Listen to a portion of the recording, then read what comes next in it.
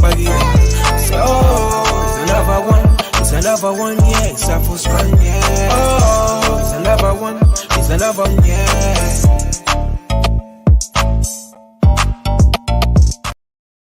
A very good evening. Welcome to iBoxingHub. I go by the name of BNG, featuring yours truly, Trey. Guys, remember to like, share, and subscribe, and welcome to our channel again. What's good, Trey? Good, cuz. Just wanted to say to the viewers, thank you so much for your support. We obviously appreciate it. The platform is here for you guys, access, but also we want to give you guys a voice as well. And also, look, I've got to give a massive shout out to, our Heyman behind the cameras, doing a tremendous job on his end. Shout out to Rico, shout out to Ra, shout out to Aisha as well. Shout out to Rico and the Banter and Boxing crew. They obviously did a mad shift for us. They obviously did the 5 hour and 46 minutes shift. So big up to them. Big up to Untraceable as well. And cuz I'm just excited to do this roundup because we've got so much to talk about. Yes, indeed. Well, let's start with yesterday's event. Let's start off with Queensbury.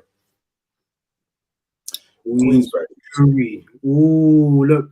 OPM is obviously saying Nathan Heaney is off. Yep, we're gonna run through that fight very, very soon, brother. Thank you so much for just joining us today. And cuz before we sort of talk about the events, we have to give a massive shout out to Aisha. She's obviously got her show that's coming up tomorrow. So guys, tune in to Green Diamond Boxing. It's obviously going to be hosted by iBoxingHub, and Aisha's going to be interviewing Vivian Parsons. So big up to Vivian, big up to Aisha. Really excited, and yeah, let's get it, cuz. Let's get it. Yeah, I mean, I reckon that Denzel. I think it was a close fight. If I'm honest with you, I mean, look, they both done well. I honestly, I reckon it was a close fight. It could have went either way. My understanding, the event took place, was it in Stoke? Yeah. Sure. So, no. Wait, I'm just looking at Tony Ellis's point here. Some people are saying Denzel should have won. Look, regardless, anyway, it was a very motivated Heaney. Just looking at his story, looking at, how motivated he was for the fight. So obviously give him credit for his victory. But Denzel as well, it's not even going to be a big issue for him. So big up Peacock Gym, big up Denzel. I think it's definitely just a minor setback for a major comeback. I still think that, Denzel can get them big fights in 2024, which he does deserve. Al Heyman's confirming that the fight was at Manchester AO Arena. So, cuz it was big. It was big. And look, Opoyebi is obviously saying that, nah, Denzel definitely lost that fight. Cuz, what's your thoughts? So you think it was really close, but what's your gut feeling? I think it was a close fight. It could have went either way. Obviously, he got the win. But would he be? Is there a rematch clause in the? Were there a rematch clause in the fight? You know what, cuz I don't know the politics, behind the negotiations between the contracts. But I did see obviously Heaney saying to Frank, "Look, world title next, you promise." So look, I don't know if there's going to be a rematch, unfortunately, but there's still some big fights for Denzel. I still think that, the division's still open for him to be a world champion. He's fought at world level. Just because he's lost his fight doesn't mean he can't, come back and win a world title, especially in that division. And Tony, yeah, no, I mean, yeah. True. Like, look, Denzel, he's currently ranked number 9 IBF and number 12 on WBC. So there's always another route for him. If he keeps winning his fights, he can eventually get another world title shot. So, look, End of the day, it is what it is, you know. But I want to move on swiftly to the featherweight. Nick Ball, he's good. Woo! He's good. I reckon that he controlled the whole fight. Cruise control. Cruise control. It was cruise control, cuz I agree with you. It was cruise control. He looked very confident, and cuz I think it was a good victory. It's a good victory. 19-0. Am I right in saying he's now next in line for, because there was a final eliminator, so he's next in line for a title shot? Should be. It's down to his promoters now. It's down to his promoters. Remember, even if fighters win the eliminators or if they win those mandatory title shots, the politics, cuz it just never happens really. So big up Andrew as well. Big up Andrew. And Andrew's obviously saying that Nick Ball is serious. Now, big up Andrew. Love it that he's obviously joined us on the show today. And Opiyemi is saying Nick Ball is a madness. I'll be picking him to beat Josh Warrington. So yeah. Do you know what? Yes, that will actually be a good fight. That will be a good fight. Josh Warrington and Nick. That will be a good fight. But who do you see winning that fight? Oh yeah, Nick's winning that. Nick's winning that for sure. And look, FK Breeze has joined us today as well. Big up to FK Breeze. He's obviously saying good card last night from both shows. Big up both shows and big up FK Breeze as well for getting involved in the show today, man. It was a good 2 shows, and that's why I really enjoyed the watch along. I've got to give another shout out to Rico and the rest of the boxing and banter space. You know, they obviously got involved and they did the shift. 2 shows, cuz like it was good entertainment. You know, there was a lot of action, and cuz we definitely have to talk about AZIM as well. The boy from Slough Town is obviously the new European champion. What's your thoughts about the performance, and who's next? Well, he has to defend the European title to I've forgotten his name, but the guy was originally the champion. But I think he got stripped because he was injured, so he has to defend the title to him. But I believe once he beats him, because I'm not confident in him, I think he should challenge for a world title. Yeah, that's where world title. That's where the sharks are, cuz. Yeah. That's where the sharks are. I think he should challenge for a world title. If not, then because he's like 140, right? So challenge either Ryan Garcia or Romero. Romero. You got Rolly Romero. I wouldn't even say don't even bother your time with Romero. Don't even bother your time with Romero. Either Ryan Garcia or Teofimo Lopez. You putting him in it? No, not Teofimo Lopez. No. Ryan Garcia or forgotten his name. He's calling for Harlem, but Harlem's moving up. He's moving up to 147, man. Yeah, he's moving up. If the money's right, then he'll fight. Harlem will fight him. If the money's right. Keyshawn Davis as well. Like this is where when you kind of dominate the regional level and then you obviously move up to European, you conquered that a few times. When you get to world level, that's where you're seeing the sharks, man. That's where you're seeing some of the Americans, man. So, yeah. But do you think he's moving too quick? I don't know. He's only 21, so I think he's moving at a right pace. He's moving at a right pace because at the moment, the 140 division, there's serious people in that division. You got you got HEANEY, you got Garcia, you got Romero, you got Progress. Do you know what I mean? So it's a serious division. You know. What can you see him going down to 135? Who? Oh no. He's quite a big kid, man. He's quite a big kid. And obviously FK Breeze, I just want to answer that question for him. So big up to FK Breeze. He's saying yesterday the British title really showed how special it can be to compete for it. From yours truly and Nathan HEANEY. Look, Keyshawn is 135 pounds because it's special. Like, we are producing some special talents, especially here in England. And what's your thoughts about sort of fighters fighting for the British title, then, you know, the Commonwealth, and then doing it the conventional way rather than sort of fast tracking the fighters to maybe fighting for the big money, as opposed to doing the journey? Because the journey, remember, you're gaining experience each time you're doing that sort of milestone. So for me, I'm always going to be a fan of conventional. But what's your general thoughts about it, man?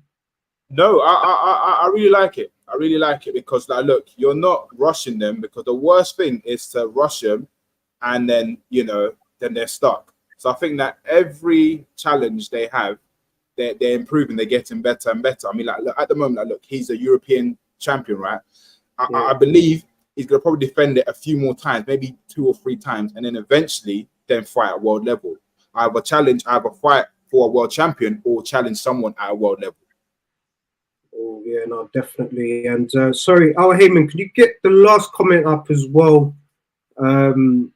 Yeah, look, FK Breeze, do apologize. How can we get about the takeover? He took over the division. He took over the division. So now, FK Breeze, man, thanks for pointing that out. I'm a massive fan of the takeover, and I hope the takeover fights the winner between Progress and HEANEY, man. Let's get these big fights on, man. Let's get them on.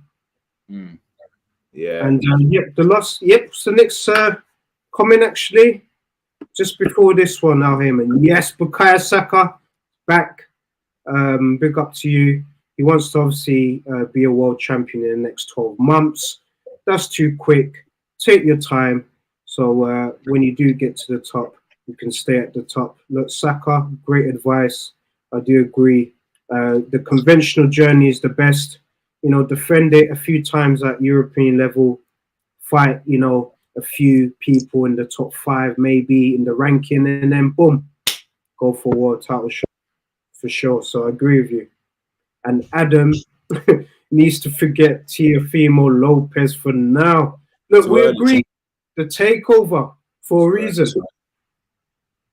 Too early. Like I said, look, just don't rush him. He's only 21. Do you know what I mean? He's only 21. Don't rush him. I feel that the person who got rushed was Triple D, but that's another story. But yeah, don't rush him. Yeah, look, Opeyemi's obviously mentioned the Daiquiris yesterday wasn't the best. I would be picking Fabio to flatten him in 3 rounds if they fought.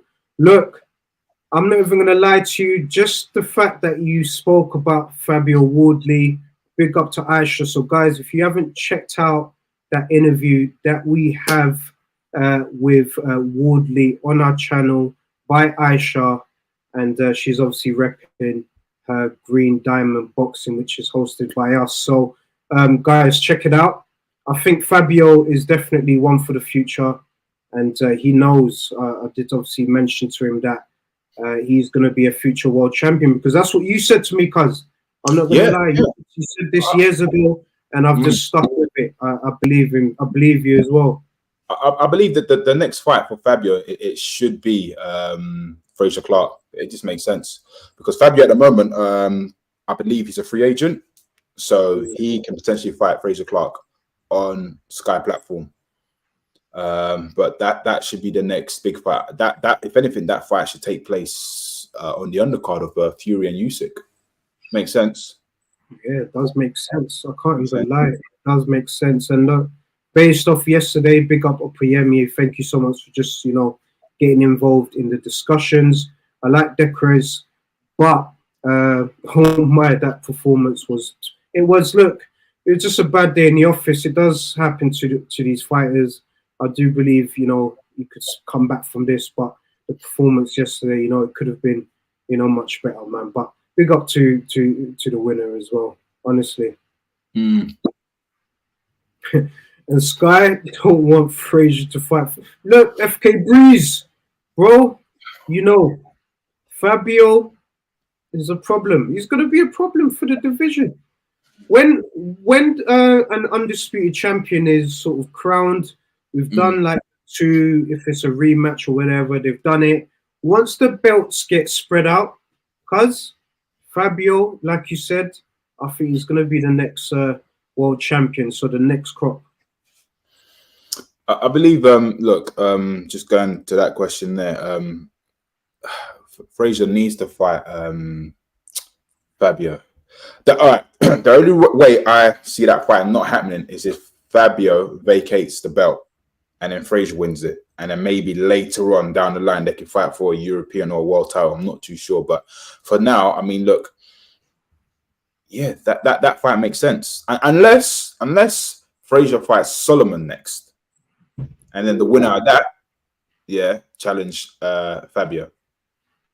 Yeah, no, definitely. It's regardless, cuz I just think it's gonna be a day of reckoning, man, and cuz we definitely need to run through that big event, but cuz because we had two cards, I'm sure we've only got obviously half an hour to do a roundup. But was there any cards or were there any fights that you sort of saw? You thought, you know what, we didn't speak about that.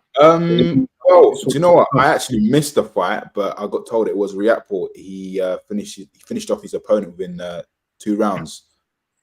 So I think Riakpo, I think he's ready and he's hungry, and I think if you put Riakpo in a ring with Chris William Smith, I think Riakpo might knock him out.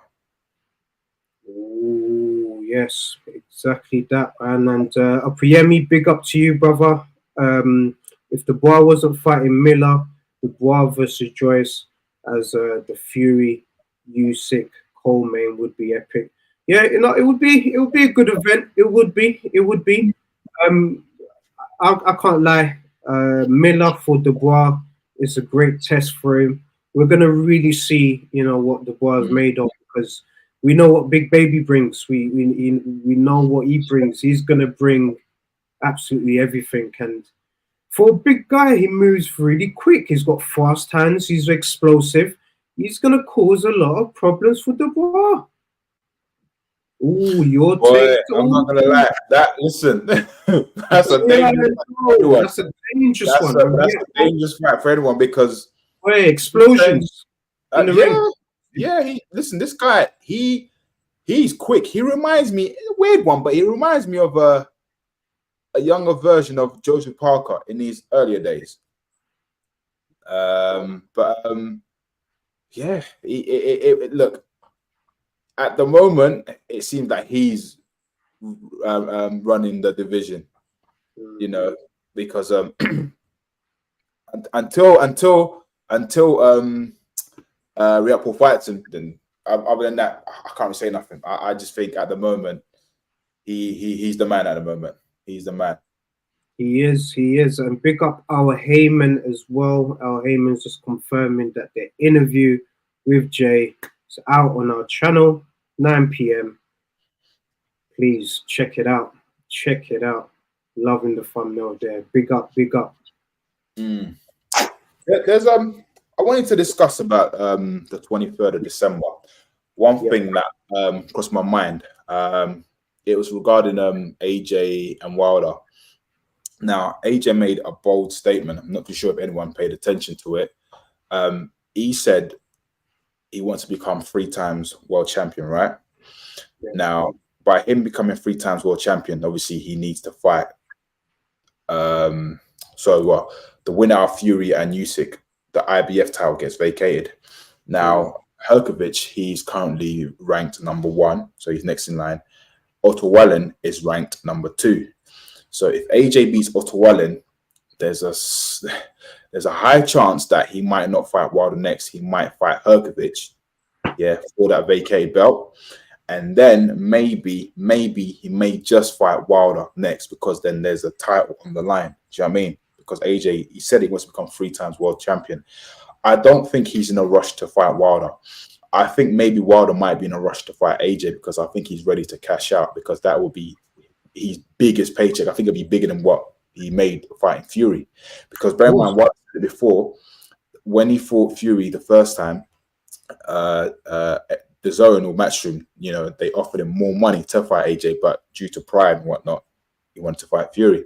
But yeah, I can't. I mean, I could be wrong. I could be wrong because I just think AJ fighting Wilder is a risk for both of them. Don't get me wrong, but it's just like it's a big risk, and him fighting Wilder, it could be that's it. I'm hanging up my boots, or it could be that if he fights for the vacated title and he wins that belt, the winner of Fury and Usyk, AJ will probably want to fight Fury. No, big up to Tony Ellis. Look, that's exactly how I'm feeling. As soon as you said AJ and Wilder could not be the fight next if they both win, I was just like, how long do we need to wait for this? Look, Tony Ellis said, look, he said to AJ, I wish you the best of luck even if we don't fight.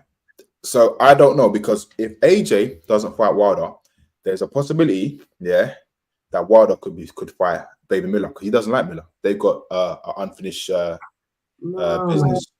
I can't even lie, because I would be upset with that, because the whole point of having both guys in a ring is if they both, you know, do whatever. Look, we used to watch WWE back in the days, because like you do these events, both guys win. You know, you've got the little WrestleMania sign, get them both pointing at it or the face off next to it. That we need to see that moment, because we've waited for that fight since 2018. That, you know, it's not happened. We need to see that fight, because that fight, right? It can happen anywhere. Yeah, it can happen. It's just they want it to happen in Saudi because they're offering more money. Yeah, but how I see it, I could be wrong. But if there's an opportunity, for a world title or fight Wilder, yes, fighting Herkovich for a world title, you ain't getting that much money, but I don't think he cares about the money because he's made so much money. He would also want to fight Fury as well because it's legacy. Do you know what I mean? Because if AJ fights Fury and beats Fury, oh wow. Do you know what I mean? Like that is he's achieved what he wanted to achieve. But don't get me wrong, him and Wilder, it's still a big fight. I don't think it's as big as it was supposed to be many years ago. Because they were both champions. It would have been for the undisputed. But hey, it's a big fight. It's a big fight, because it's two of the guys that were former champions. It's a fight that we genuinely want to see, because it's like AJ, Wilder. We want to see who's the bigger puncher. I hear this. Who's the best out of the two? That fight could have happened now. Yeah, it could have happened on the 23rd. Why do you think it happened on the 23rd? Do you know what I mean? Come on, let's be real. It could have happened on the 23rd. Well, there you go. This is what I'm trying to say. So it's a thing where the money might not be there, or it might be too much. I don't know. But it just financially, it makes sense if he was to fight for a vacated belt, right, and then fights Wilder because there's a belt on the line. Do you know what I mean? Because Wilder also wants to become a 2 times heavyweight champion of the world. You know, so it makes sense financially. It makes sense. But again, look, I could be wrong, but we will see. On the 23rd, I don't know who's fighting first or what. In terms of Wilder and AJ, I don't know who's fighting first. But whoever fights, one of them needs to call the other one out. But is it going to happen? We don't know. If they don't have a face-off in the ring, then yeah, don't get your hopes up. Don't get your hopes up. Who's is it a co-main, or is it a situation where AJ's fight is going to be lost, or Wilder's fight be lost? I don't know, because at the end of the day, it's a Queensbury event in Saudi. Yeah, Riyadh season. So I'm not too sure. I think it could be AJ or it could be Wilder.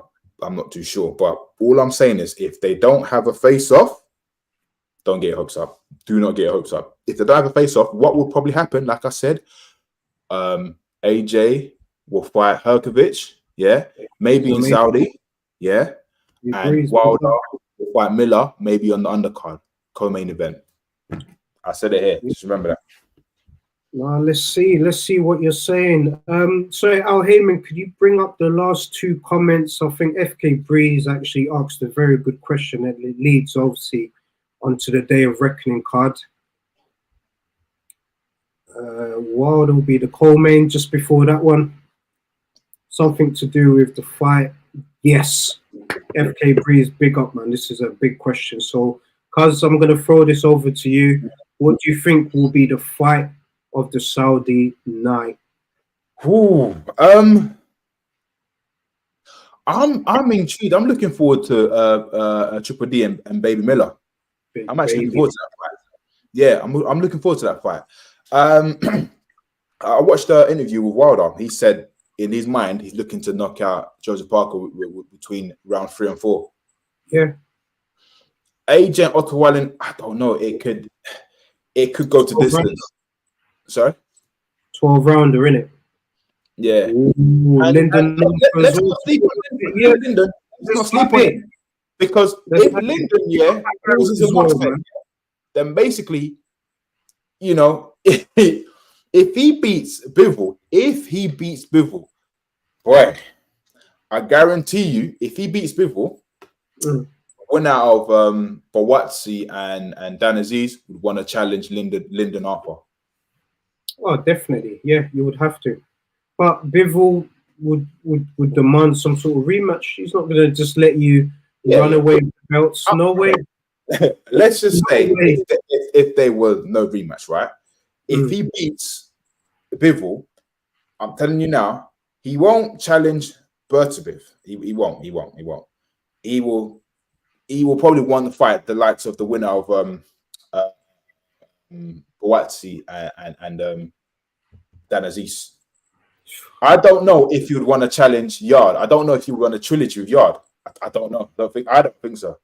If the money's right, maybe, but yeah, because you know, even him, he's happy that he's got the opportunity, but he didn't really sell it as much as in like, I'm gonna go there and do my thing. He was just saying like, got a phone call, Christmas around the corner, getting paid. You're the IBO champion, man. Like, do you know what I mean? But again, look, let's not sleep on him. In my defense for him, I'm not gonna lie. In my defense for him, obviously, because I worked with Pat Barrett. I've seen what he's done with Black Flash Promotions, etc. Remember the Eubank card, the Eubank Born Rivals situation, and he got announced in that card, and it didn't happen. Look, because sometimes as fighters, you could just see naturally that they want to kind of be reserved until when they're in the ring with the guy. All right, cool, we're ready. So that's just my views on it. Opeyemi, just need to obviously bring this point up because it's a good point. Based on Miller's last performance, I'll be picking Dubois to knock him out. Miller was terrible on the night, way too slow. He was moving like he's small. My dad could have beat Miller on that night. Cause I'm not gonna lie, I have to disagree with Opeyemi. I'm not gonna lie. I think Miller is really motivated for this fight. I think he's explosive, sharp, and he just come back from being out for a long time. He got the victory. He's undefeated, and I think it's going to be a tough test for Dubois, because I genuinely think that Miller's a tough opponent for him. Because we've been watching Miller for a long time now. We know he's explosive. He's strong. He's got an engine. For a big guy, he can move as well. So it's gonna be a tough fight. It's gonna be a tough fight.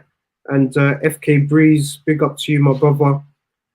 His personality maybe is shit, but Wilder bring back the knockout, highlights to the division, but in demolition fashion, of course. Sure, AJ was getting guys down, but not out cold. Obviously, like Wilder, because FK Breeze is speaking some facts here, so big up to him. Wilder just brings something different to the division. I can't even lie to you, because Wilder just has that equalizer. With Wilder, I just know that if he lands that shot, it's good night, baby. But I don't really get that from Joshua at the minute, man. And I don't get that from him. I don't get that from him because of the confidence that you could say that he's kind of lacking. So he's building some confidence in these past few victories. The Hellenius win was very, very good for him. So I just hope this Otto Wallin, he goes in, does a tremendous job, gets the win, Wilder gets a tremendous win, and then both guys face off, so we can get to see the fight. Are we going to see chaos in Lagos, or is it going to be in Saudi? Is it going to be in England? Let's see. We know it's going to be in Saudi. We know. Who knows? I mean, yeah, he keeps switching trainers. So, I mean, am I right in saying he's still with Derek James, but at this point he's just with Ben Davis for this fight? Yes. Big up Ayas Mahmood as well. Big up to you. Thank you so much for tuning in. Yeah, cuz. So repeat that again. No, because there was a comment there saying he keeps on changing trainer, but yes, I think has he got Ben Davis just for this fight? Yeah, I believe it's just for this fight. I think this is just a temporary thing, just due to the locations and the traveling, etc. I think he just wanted to just be here with Ben Davison. He's obviously been in the ring, you know, through Fury, you know, for that last fight. So I think in terms of game plan, strategy, convenience, comfort, it makes sense. But and look, I think he was having visa issues. Probably, we don't know. No, Eddie said because in training here and obviously in Dallas, there's no point him going to train in Dallas and then come back down here to Saudi. It just makes sense if he trains here with Ben Davis and then they can go straight to Saudi. But it'll be interesting to think if AJ fights, well, when AJ fights Fury, I think he should have Ben Davis in his corner. Oh, is Derek busy with Ryan? No, he's got a lot of fighters he's managing, so it's definitely going to be a mad one. Al Heyman, I'm just putting out the request. We might also do the show for an extra 15 minutes just for you guys, so we're going to do that. So, cuz, I'm not even going to lie to you. One fight that I'm also looking forward to, Opataya, and you know who, cuz? You know who? Who? Ellis. Who? Ellis Zorro. Ellis Zorro's fighting, cuz. Come on. Yeah. Come on. Yeah. Opataya, he's got this. Do you know what? The energy he brought, he just said, like, look, it's about time I'm on this stage. Do you know what I'm saying? Like, you know, he deserves, you know, to be there. And he ain't going to distance. Nah, I can't see it going to distance. Nah. Hey, let's not look past Ellis Zorro, no. I'm not looking past him at all. I'm not looking past him at all. I just said the fight is not going to distance. It can go either way, but it's not going to distance. That's what I'm saying. It can go either way, but it ain't going to distance. That's all I'm saying. It can go either way, but it's not going to distance. Yeah, look, that's a great fight. Big up Ayers. No, definitely. It's going to be the overall card. That's why boxing won, in my opinion. Because look, you're getting a big Christmas event. This is a Christmas event. Frank said it. Now Frank is saying this is why it's a game changer. Me personally, I don't think this was going to happen. If Usyk and Fury fought on the 23rd, this fight, none of this event would happen. It's a backup. Yeah. It's amazing that it's this happening. This is a tremendous backup, though, because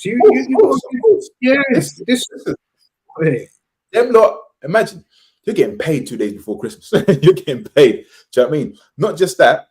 Then you've got Dan Aziz and Bawatsi on the 3rd of February, but it's happening at the Wembley Arena. Yeah, which I find a bit odd because they're both from South London. They should have just done it at the O2. Well, when I say O2, if they're struggling to sell out the arena, they should have just done it in the Indigo. Both two South Londoners. Do you know what I mean?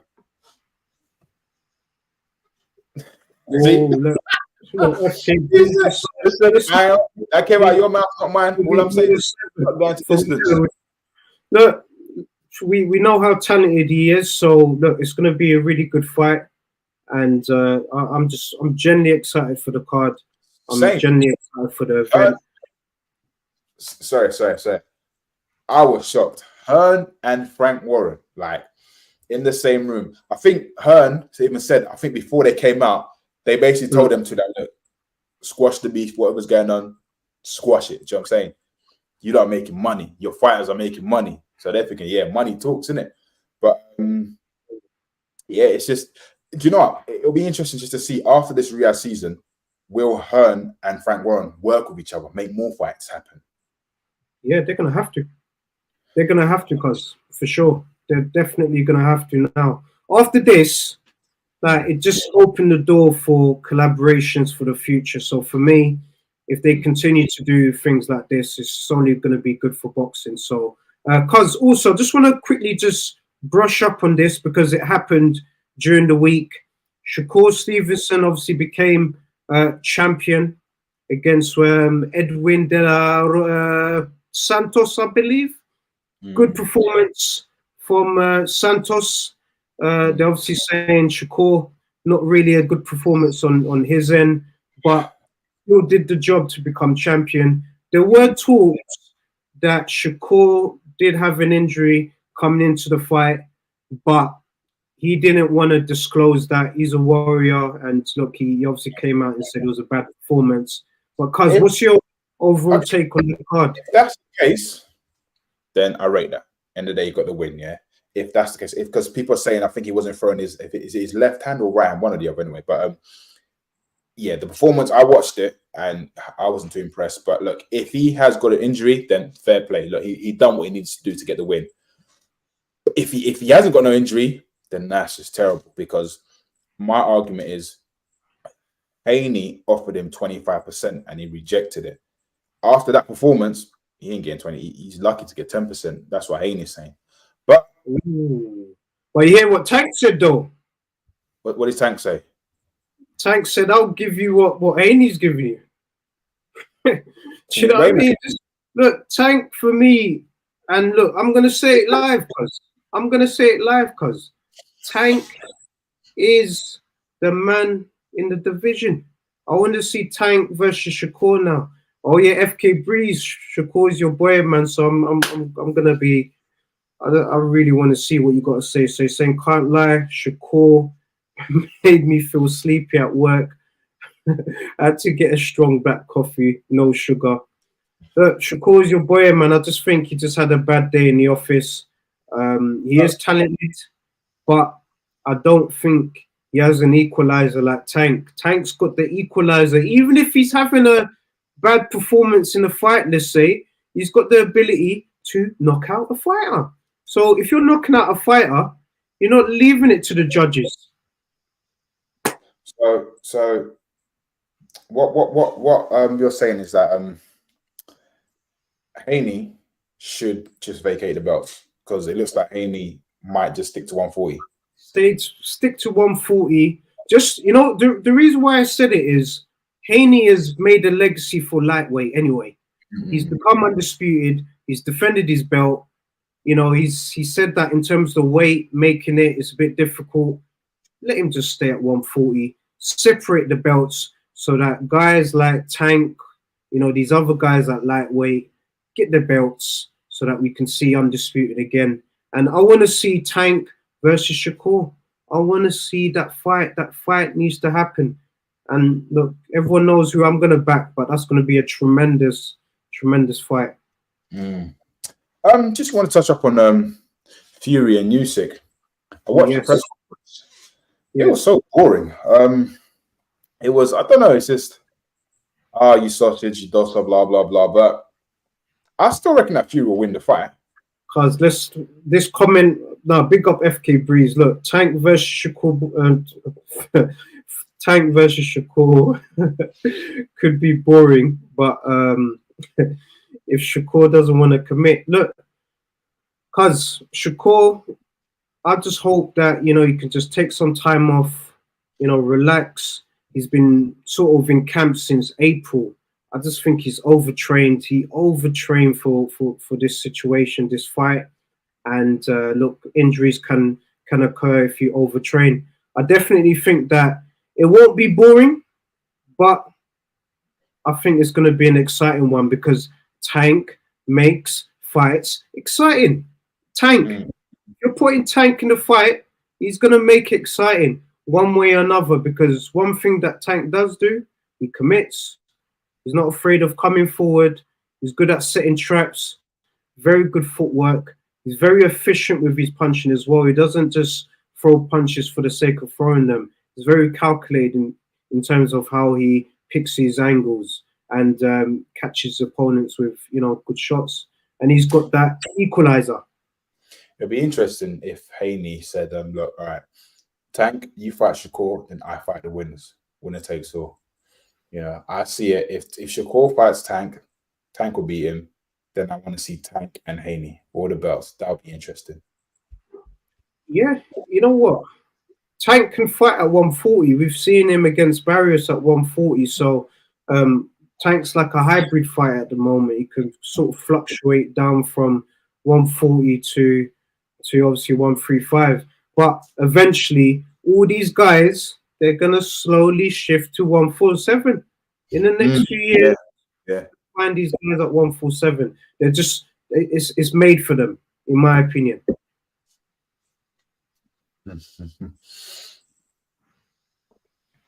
Yes, all right, let's run through these last few comments, guys. Obviously, our Heyman, we've added like that extra time, you know, just for you guys, because we just thought that, you know, the topics, the conversations is flowing, so we just wanted to give you guys an extra few minutes. FK Breeze is obviously saying also top ranked broadcast team were milking Shakur's injury, but Bradley said it best. Stop milking him to the fans, come and pay, and they're gonna obviously ask for their money back. Look, I definitely felt that there was some sort of injury because he weren't landing certain counter shots, man.